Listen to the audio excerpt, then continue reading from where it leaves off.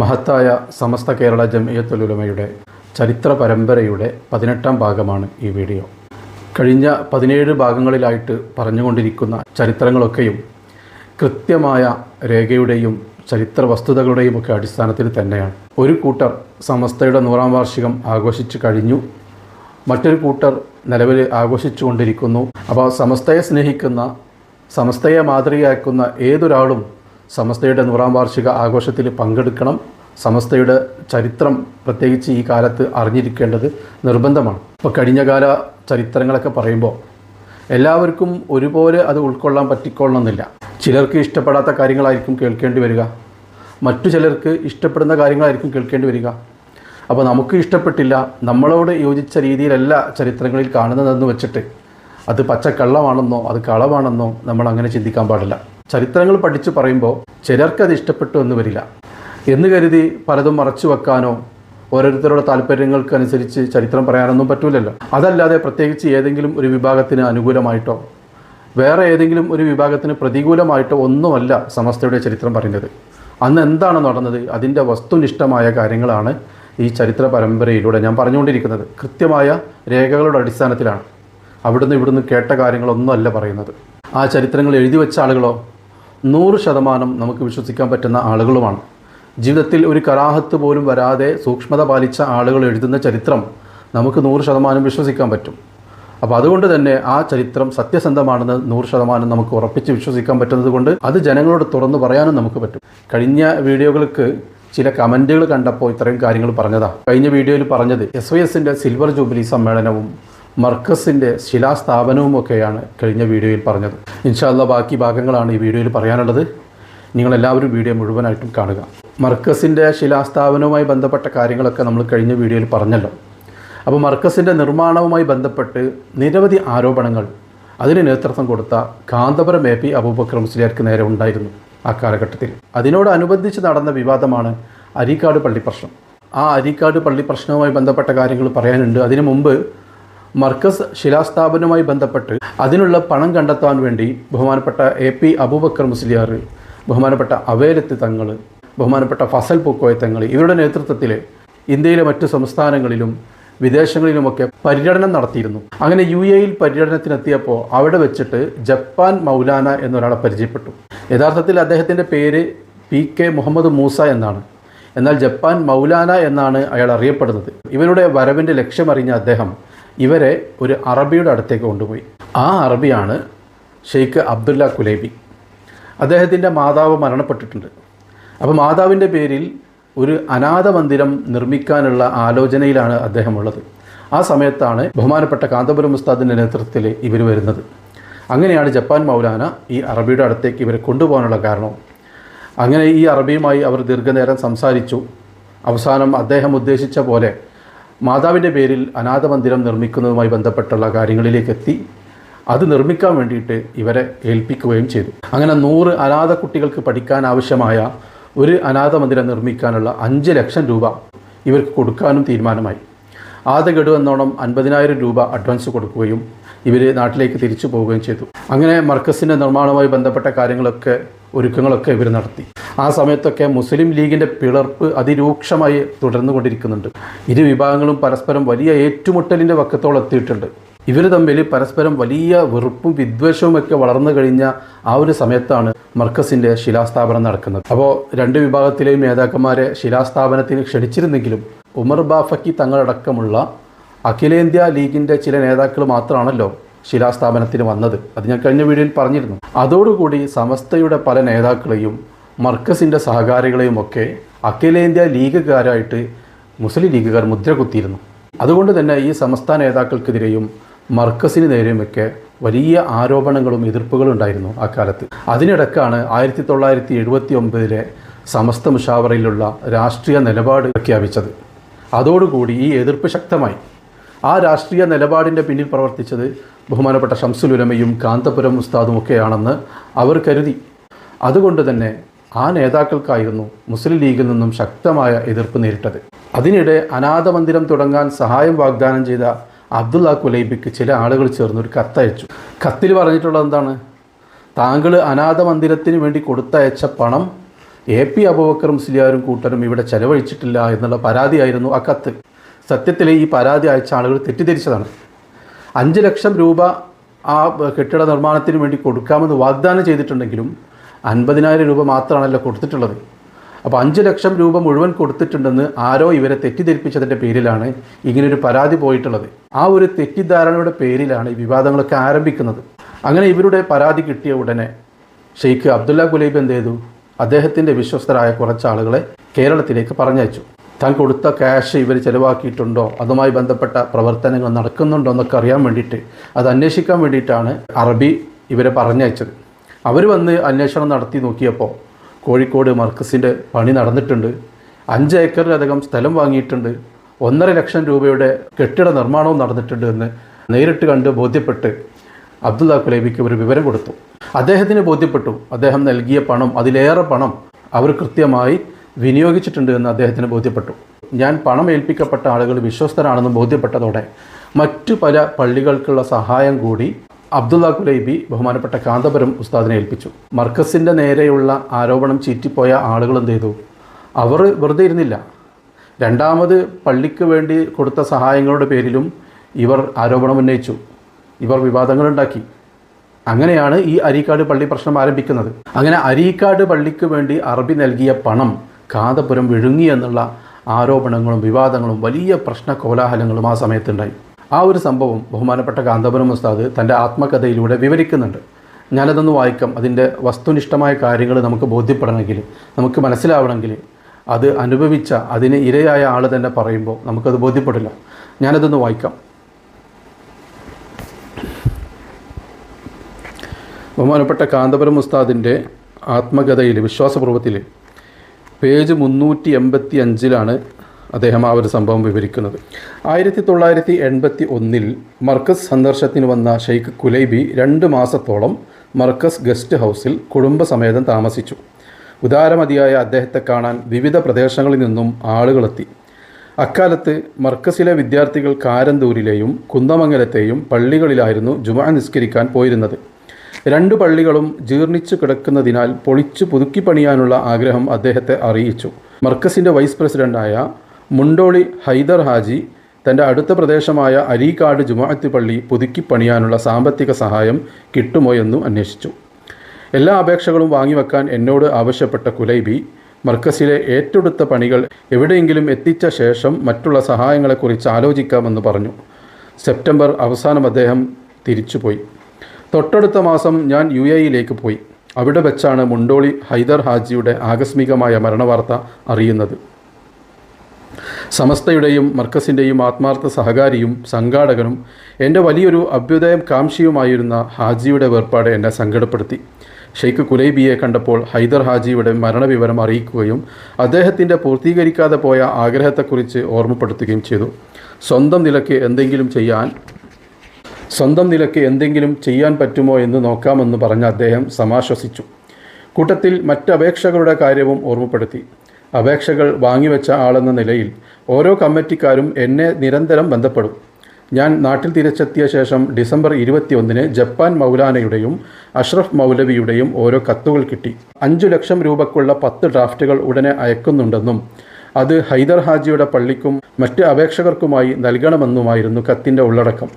2 ആഴ്ച കഴിഞ്ഞപ്പോൾ 1982 ജനുവരി 12 ജപ്പാൻ മൗലാനയുടെ മറ്റൊരു കത്തും 5 ലക്ഷം രൂപയ്ക്കുള്ള 10 ഡ്രാഫ്റ്റുകളും കണ്ണൂർ സ്വദേശിയായ അബ്ദുള്ള ഹാജിയുടെ കൈവശം കൊടുത്തയച്ചത് കിട്ടി. കത്തിലെ വരികൾ ഇങ്ങനെയായിരുന്നു: മുമ്പ് അറിയിച്ച തുക 10 ഡ്രാഫ്റ്റുകളാക്കി ഇതാ കൊടുത്തയക്കുന്നു. കോഴിക്കോടുള്ള ഹൈദർ ഹാജിയുടെ അരീക്കാട് പള്ളിക്കും അതുപോലെ മറ്റു സ്ഥാപനങ്ങൾക്കുമായി ചെലവഴിക്കുന്നതിന് ഷെയ്ഖ് അബൂബക്കറിനെ സ്വതന്ത്ര വക്കീലാക്കിയിരിക്കുന്നു. ഡ്രാഫ്റ്റുകൾ ബാങ്കിൽ ഏൽപ്പിച്ച ശേഷം അരീക്കാട് പള്ളിക്ക് 1ാം ഗഡുവായി 50,000 രൂപയുടെ ചെക്ക് എഴുതി കൊടുത്തു. ഈ തുക മുൻ തീരുമാനത്തിന് വിരുദ്ധമായി സെക്രട്ടറിയുടെ സ്വന്തം അക്കൗണ്ടിലാണ് നിക്ഷേപിച്ചിരിക്കുന്നതെന്ന് പള്ളി കമ്മിറ്റിയുടെ ഉപദേശക സമിതി അംഗമായ ഞാൻ കൂടി പങ്കെടുത്ത യോഗത്തിൽ നിന്നും മനസ്സിലായി. പിന്നീട് പള്ളി കമ്മിറ്റി അക്കൗണ്ട് ആരംഭിക്കുകയും തുക അതിലേക്ക് മാറ്റുകയും ചെയ്തു. പള്ളിപ്പണി പുരോഗമിക്കുന്നതിനനുസരിച്ച് retired engineer C. Muhammad Haji sheet തരും. അതുപ്രകാരം 3 ലക്ഷം രൂപ പല തവണകളിലായി നൽകി. ബാക്കി തുക നേരത്തെ കിട്ടിയ അപേക്ഷകളുടെ അടിസ്ഥാനത്തിൽ കുലൈബി നിർദ്ദേശിച്ചത് പ്രകാരം കുന്നമംഗലം ജുമാഅത്ത് പള്ളി, കാരന്തൂർ മഹല്ല് ജുമാഅത്ത് പള്ളി, പുളിക്കൽ മസ്ജിദ് സുന്നിയ, ഈങ്ങാപ്പുഴ ജുമാഅത്ത് പള്ളി, മലപ്പുറം മുനവ്വിറുൽ ഇസ്ലാം സംഘം, പെരിവെല്ലി മസ്ജിദുൽ മുബാറക്ക്, കുനിയിൽ ജുമാഅത്ത് പള്ളി, എലിക്കാട് റഹ്മാനിയ മസ്ജിദ്, മാവൂർ റോഡ് പള്ളി, കാന്തപുരം ജുമാഅത്ത് പള്ളി, കരുവാറ്റ നിസ്കാരപ്പള്ളി, കണ്ണൂത്ത് നിസ്കാരപ്പള്ളി, ചേപ്പാല ജുമാഅത്ത് പള്ളി, കാഞ്ഞങ്ങാട്, ചിത്താരിയിലെ 5 സ്ഥാപനങ്ങൾ എന്നിവയ്ക്കായി വീതിച്ചു കൊടുക്കുകയും ചെയ്തു. എത്രയധികം പള്ളിക്കാണ് ബാക്കിയുള്ള 2 ലക്ഷം വീതിച്ചു കൊടുത്തിട്ടുള്ളത്? എന്നിട്ടാണ് അരീക്കാട് പള്ളി കമ്മിറ്റിക്കാർ പറയുന്നത് 5 ലക്ഷം കാന്തപുരം വിഴുങ്ങി, അല്ലെങ്കിൽ ബാക്കിയുള്ള പൈസ കാന്തപുരം വിഴുങ്ങി എന്നുള്ളത്. ഇത്രയും പള്ളിക്ക് വീതിച്ചു കൊടുത്തത് പരസ്യമായിട്ട് എഴുതിയിരിക്കുകയാണ്. അത് പച്ചക്കള്ളമാണെങ്കിൽ ഈ പള്ളി കമ്മിറ്റിക്കാരോ ആ നാട്ടുകാരോ ചോദ്യം ചെയ്യൂലേ? അവർ വിളിച്ചു പറയൂലേ ഞങ്ങളെ പള്ളിക്ക് കാശ് കിട്ടിയിട്ടില്ല, അത് പച്ചക്കള്ളമാണ് എഴുതി വെച്ചിട്ടുള്ളതെന്ന് അവർ പറയൂലേ? അപ്പോൾ കാന്തപുരം ഉസ്താദ് കള്ളനാവൂലേ? അപ്പോൾ ഇത്രയും ധൈര്യത്തിൽ ഇത് പരസ്യമായി എഴുതി വെക്കണമെങ്കിൽ അത് കൊടുത്തിട്ടുണ്ടാവും എന്നല്ല അതിനർത്ഥം. 3 ലക്ഷം അരീക്കാട് പള്ളിക്ക് കിട്ടിയിട്ടുണ്ടെന്ന് അവർ തന്നെ സമ്മതിക്കുന്നുണ്ട്. എന്നിട്ടാണ് അവരും അതിനുശേഷമുള്ള ആളുകളും ആ കാശ് മുഴുവൻ മുക്കിയെന്ന് ഇപ്പോഴും വിശ്വസിച്ച് നടക്കുന്ന ആളുകളുണ്ട്. ഇതിൻ്റെ കൃത്യമായ തെളിവ് നൽകിയാലും അവർക്ക് വേറൊന്നും പറയാനില്ല, വേറൊന്നും വിശ്വസിക്കാനില്ല. അരീക്കാട് പള്ളിക്കുള്ള പണം കാന്തപുരം മുക്കിയെന്ന് തന്നെ അവർ ആവർത്തിച്ച് പറഞ്ഞുകൊണ്ടേയിരിക്കും. വിദേശ സഹായം സ്വീകരിക്കുന്നതിനും വിതരണം ചെയ്യുന്നതിനുമുള്ള കേന്ദ്ര സർക്കാരിൻ്റെ നിയമപ്രകാരം ഈ കണക്കുകളെല്ലാം വിവിധ ഏജൻസികൾക്ക് സമർപ്പിച്ചതുമാണ്. എന്നാൽ അരീക്കാട്ടെ ചിലർ ഒരു വിചിത്രവാദവുമായി രംഗത്തെത്തി. കുലൈബി അയച്ച 5 ലക്ഷം രൂപയും അരീക്കാട്ടെ പള്ളിക്കുള്ളതാണെന്നും അത് മുഴുവനും അവർക്ക് തന്നെ കിട്ടണമെന്നതുമായിരുന്നു ആ വാദം. അതായത് 5 ലക്ഷം അയച്ചിട്ടുണ്ടെന്നും 3 ലക്ഷം കിട്ടിയാൽ പോരാ, മുഴുവൻ കിട്ടണമെന്നായിരുന്നു അവരുടെ വാദം. എന്നിട്ടാണ് അവർ പറയുന്നത് ആ കാശ് മുഴുവൻ മുക്കി എന്നുള്ളത്. അവർ പ്രചരിപ്പിച്ചത് പ്രകാരമാണല്ലോ അവർക്ക് ശേഷമുള്ള ആളുകൾ പറഞ്ഞുകൊണ്ടിരിക്കുന്നത്. 3 ലക്ഷം കിട്ടിയിട്ടുണ്ടെന്ന് അറിഞ്ഞിട്ടും അത് മറച്ചു വെച്ച് മുഴുവൻ മുക്കിയെന്ന് പ്രചരിപ്പിക്കുന്നതിൻ്റെ പിന്നിലുള്ള കഥ എന്താണെന്ന് നമുക്ക് മനസ്സിലായില്ലേ? എന്നാൽ അവർക്ക് 3 ലക്ഷം രൂപ ഇപ്പോൾ തന്നെ നൽകിയിട്ടുണ്ട് എന്നതോ മറ്റുള്ള പള്ളികൾക്ക് മേൽ പറയപ്പെട്ട തുകകൾ നൽകി എന്നതോ അവരാരും നിഷേധിച്ചിട്ടുമില്ല. ഇതാണ് പിന്നീട് എനിക്കെതിരെയുള്ള ആരോപണമായി ഇന്ത്യൻ യൂണിയൻ മുസ്ലിം ലീഗുകാർ ഉന്നയിച്ചതും അതിനെ പിന്തുണക്കുന്ന സമസ്തയിലെ ചിലർ പിന്നീട് കക്ഷി ചേരുകയും ചെയ്തത്. അപ്പോൾ ഇത്രയൊക്കെ വസ്തുതകളും സത്യങ്ങളും ഉണ്ടായിട്ടും അത് കണ്ടില്ല കേട്ടില്ല എന്ന് നടിച്ചിട്ട് രാഷ്ട്രീയക്കാർ എതിർക്കുന്നത് ഓക്കെ, സമസ്തയിലെ തന്നെ ചിലർ ചേരിതിരിഞ്ഞ് കളവ് പറയുന്നവരോടൊപ്പം ചേർന്ന് നിൽക്കുക എന്നൊക്കെ പറയുമ്പോൾ അതെത്ര മോശമാണ്. പണ്ഡിതന്മാരാണല്ലോ, സമസ്തയിലെത്തിയ പണ്ഡിതന്മാരെന്നൊക്കെ പറയുമ്പോൾ അത്യാവശ്യം ഉന്നത പണ്ഡിതന്മാരായിരിക്കും. അവർ പോലും ചേരി തിരിഞ്ഞുകൊണ്ട് ഈ അസത്യത്തിന് കൂട്ടുനിൽക്കുക എന്ന് പറയുമ്പോൾ അതെത്ര ലജ്ജാകരമാണ്. കൂടുതൽ തൽപര കക്ഷികൾ ഭാഗവാക്കായതോടെ ഞാൻ പണം മുക്കി എന്ന അർത്ഥത്തിലുള്ള ആരോപണം പോലുമായി അത് രൂപാന്തരപ്പെട്ടു. അരീക്കാട്ടെ പള്ളി പുനർനിർമ്മാണത്തിന് വേണ്ടി സമർപ്പിച്ച അപേക്ഷയോടൊപ്പം സമർപ്പിച്ച എസ്റ്റിമേറ്റ് തന്നെ മൊത്തം 4 ലക്ഷം രൂപയുടേത് മാത്രമായിരുന്നുവെന്നതാണ് രസകരമായ വസ്തുത. ഇക്കാര്യങ്ങളെല്ലാം വിശദമാക്കിക്കൊണ്ട് പത്രങ്ങൾക്ക് ഒരു പ്രസ്താവന കൊടുത്തു. ചിലർ പ്രസിദ്ധീകരിച്ചു, മറ്റു ചിലർ മൂടിവെച്ചു. ആരായിരിക്കും മൂടി വെച്ചതെന്നുള്ളത് നമുക്ക് ഊഹിക്കാൻ പറ്റും. അതിൻ്റെ കഥകളൊക്കെ വിശദമായിട്ട് പറയാനുണ്ട്, ഇൻഷാ അല്ലാഹ് പിന്നീട് അവസരത്തിൽ പറയാം. വർഷങ്ങളോളം ഈ വിവാദം തുടർന്നു. സത്യത്തിൽ ഈ പ്രശ്നം ഇത്ര രൂക്ഷമാക്കേണ്ട യാതൊരു കാര്യവും ഉണ്ടായിരുന്നില്ല. ആരോപണം ഉയർന്നപ്പോൾ തന്നെ ഷെയ്ഖ് അബ്ദുള്ള കുലൈബി അരീക്കാട് പള്ളി കമ്മിറ്റിക്ക് ഒരു കത്തയക്കുകയും അത് ചില പത്രങ്ങൾ പ്രസിദ്ധീകരിക്കുകയും ചെയ്തിരുന്നു. 3 ലക്ഷം രൂപ മാത്രമേ അരീക്കാട് പള്ളിക്ക് നൽകിയിട്ടുള്ളൂ എന്നും അതിൻ്റെ കണക്കുകൾ കമ്മിറ്റി നൽകണമെന്നും ആവശ്യപ്പെട്ടുകൊണ്ടായിരുന്നു ആ കത്ത്. കുലൈബി തൻ്റെ പ്രതിനിധിയായി അയച്ച സഹോദരൻ സയ്യിദ് സയ്യിദ് അബ്ദുള്ള കുലൈബി ഇക്കാര്യങ്ങൾ വിശദീകരിച്ചുകൊണ്ട് കോഴിക്കോട് പ്രസ് ക്ലബ്ബിൽ ഒരു പത്രസമ്മേളനവും വിളിച്ചു ചേർക്കുകയുണ്ടായി. എന്നാൽ എന്നെ ആക്രമിക്കാനും അപമാനിക്കാനും അതുവഴി സമസ്തയിൽ ചേരിതിരിവുണ്ടാക്കാനും നിശ്ചയിച്ചവർ വമ്പിച്ച ക്യാമ്പയിൻ തന്നെ നടത്തി. ഗ്രാമാന്തരങ്ങളിൽ പൊതുയോഗങ്ങൾ സംഘടിപ്പിച്ചു. വ്യാജ വാർത്തകളും പ്രസ്താവനകളും പ്രസിദ്ധീകരിച്ചു. എൻ്റെയും സഹപ്രവർത്തകരുടെയും പ്രവർത്തനങ്ങളോടുള്ള ശത്രുതയുടെ ആഴവും പരപ്പും ബോധ്യപ്പെടുത്തുന്നതായിരുന്നു ഈ പ്രചാരണങ്ങൾ. സ്വന്തമായി ഒരു പത്രമില്ലാതിരുന്നതിൻ്റെ പരിമിതി സുന്നികൾക്ക് ബോധ്യപ്പെട്ടു. ഒരു മതപണ്ഡിതൻ എന്ന നിലക്കും പൊതുപ്രവർത്തകൻ എന്ന നിലക്കും എൻ്റെ വിശ്വാസ്യത ബോധ്യപ്പെടുത്തേണ്ടത് വ്യക്തിപരമായ എൻ്റെ ബാധ്യതയാണ്. എന്ന നിലയ്ക്ക് വസ്തുതകൾ അന്വേഷിച്ചു സമസ്ത ഉചിതമായ നടപടിയെടുക്കണമെന്നും മുഷാവറ എടുക്കുന്ന ഏതു തീരുമാനവും ഞാൻ അനുസരിക്കുമെന്നും SSF ദശവാർഷിക സമ്മേളന വേദിയിൽ ഞാൻ പരസ്യമായി പ്രഖ്യാപിച്ചു. ഇതു സംബന്ധിച്ച് മുഷാവറക്ക് ഒരു ഹർജിയും നൽകി. എൻ്റെയും അരീക്കാട് പള്ളി കമ്മിറ്റിയുടെയും പരാതികൾ ലഭിച്ചിട്ടുണ്ടെന്നും വിദേശയാത്രയിലായ general secretary EK Abubakar Musliyar തിരിച്ചെത്തിയ ശേഷം കാര്യങ്ങൾ ചർച്ച ചെയ്യാമെന്നും ഉള്ളാൾ തങ്ങളും കോട്ടുമല അബൂബക്കർ മുസ്ലിയാരും പ്രസ്താവനയിൽ അറിയിച്ചു. അങ്ങനെ 1984 ജൂലൈ 9 ചേർന്ന മുഷാവറ വിഷയം ചർച്ച ചെയ്തു. കണ്ണിയത്ത് അഹമ്മദ് മുസ്ലിയാരായിരുന്നു അധ്യക്ഷൻ. അരീക്കാട് പള്ളിക്കാരുടെ പരാതി ആദ്യം വായിച്ചു. ഷെയ്ഖ് കുലൈബിയുടെ ഒരു കത്തും സമസ്തയ്ക്ക് ലഭിച്ചിട്ടുണ്ടെന്ന് ജനറൽ സെക്രട്ടറി ഷംസുൽ ഉലമ അറിയിച്ചു. ആ കത്ത് തുറക്കുന്നതിൻ്റെ മുമ്പ് ഇക്കാര്യത്തിൽ ശരീഅത്തിൻ്റെ വിധി എന്താണെന്ന് നാം തീരുമാനിക്കണം. അരീക്കാട് പള്ളി കമ്മിറ്റിക്കാർ അവകാശപ്പെടുന്നത് പോലെ 5 ലക്ഷം രൂപ ഏൽപ്പിച്ചിട്ടുണ്ട് എന്നാണ് കത്തിൽ കുലൈബി പറയുന്നതെങ്കിൽ കുലൈബിയുടെയും AP-യുടെയും അഭിപ്രായങ്ങൾ വ്യത്യാസമാകും. മുവക്കിലും വക്കീലും തമ്മിൽ അഭിപ്രായ ഭിന്നത ഉണ്ടായാൽ വാദം സ്ഥിരപ്പെടാൻ മുവക്കിൽ സത്യം ചെയ്യണമെന്ന് ആമുഖമായി കണ്ണിയത്ത് ഉസ്താദ് പറഞ്ഞു. അതെല്ലാവരും അംഗീകരിച്ചു. ശേഷം EK അവറുകൾ കത്ത് വായിച്ചു. അരീക്കാട് പള്ളിക്ക് 3 ലക്ഷം രൂപ മാത്രമേ നൽകിയിട്ടുള്ളൂ എന്നതായിരുന്നു കത്തിൻ്റെ ഉള്ളടക്കം. നീണ്ടകാലത്തെ വിവാദങ്ങൾക്ക് അതോടെ വിരാമമായി. സമസ്ത മുഷാവറയ്ക്ക് ഇനി ഈ വിഷയത്തിൽ ഒരു തീരുമാനം കൈക്കൊള്ളാനില്ല. ഇനിയും പരാതിയുണ്ടെങ്കിൽ കുലൈബിയുമായി നേരിട്ട് ബന്ധപ്പെട്ടുകൊള്ളൂ എന്നും അരീക്കാട്ടെ പരാതിക്കാരെയും അറിയിച്ചു. ഈ സംഭവങ്ങളൊക്കെ കേട്ടാൽ നമുക്കത് ബോധ്യപ്പെടുന്നുണ്ട് എന്താണെന്നത്തെ വസ്തുത, എന്താണെന്ന് സംഭവിച്ചെന്നൊക്കെ. സമസ്ത മുഷാവർ തന്നെ തീരുമാനിച്ചത് രേഖയിലുണ്ടാവുമല്ലോ. പക്ഷെ ആ രേഖയൊന്നും കാണാനോ അതിനനുസരിച്ച് കാര്യങ്ങൾ പറയാനൊന്നും ചില ആളുകൾ തയ്യാറായില്ല. സമസ്ത തന്നെ അങ്ങനെ ഒരു തീരുമാനം എടുത്തിട്ടും അതിൻ്റെ വസ്തുത സമസ്ത തന്നെ അവരെ അറിയിച്ചിട്ടും ചില ആളുകൾ കാന്തപുരം ഉസ്താദിനെ ആക്രമിക്കാനും അദ്ദേഹത്തെ കുറ്റപ്പെടുത്താനും ഇങ്ങനെ നടന്നുകൊണ്ടേയിരുന്നു കുറേ കാലം.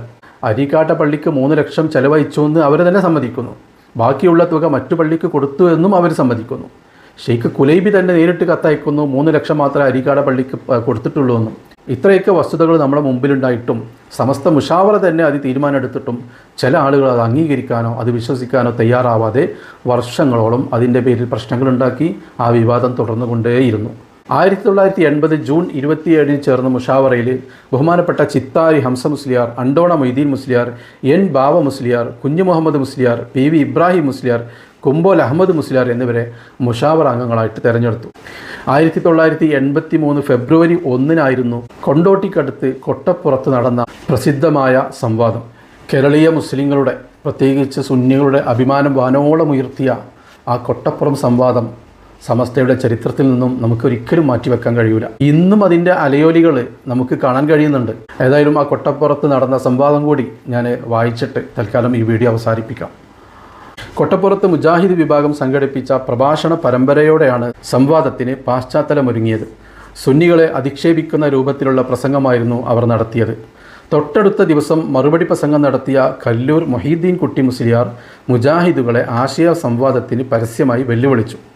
ഇതോടെ പുളിക്കൽ പഞ്ചായത്ത് പ്രസിഡന്റായിരുന്ന P മോയിൻകുട്ടിയുടെയും PV കൊഞ്ഞിക്കോയ മാസ്റ്ററുടെയും മധ്യസ്ഥതയിൽ സംവാദത്തിന് വേദിയൊരുങ്ങി.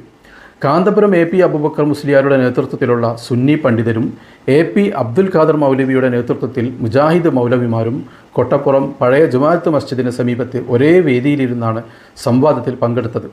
സുന്നി പക്ഷത്ത് Kottumala T Abubakar Musliyar, KV Muhammad Musliyar Koottanad, KK Abubakar Musliyar, Cherusseri Zainuddin കുട്ടി മുസ്ലിയാർ, പൊന്മള അബ്ദുൽ ഖാദർ മുസ്ലിയാർ, TK ബാവ മുസ്ലിയാർ, മുസ്തഫൽ ഫൈസി, നാട്ടികവി മൂസ മുസ്ലിയാർ എന്നിവരും അണിനിരന്നു.